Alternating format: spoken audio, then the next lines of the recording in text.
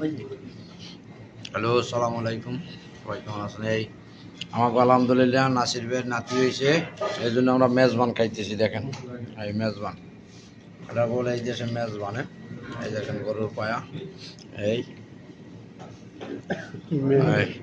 সবুজ ভাই আছে, নাসির ভাই আছে, জাকির ভাই আছে, আর আমারটা তো দেখাইলাম না। হ্যাঁ, এই দেখেন কত বদ দেশ, কত কত এই নাসির ভাই পায়া খাইতেছে মেজবান। নানু, বড় নানু, তুমি কই? তোমার নানিরা তো পায়া কেনা, পায়া ছাগলের। নানু, এই এই ঠিক আছে।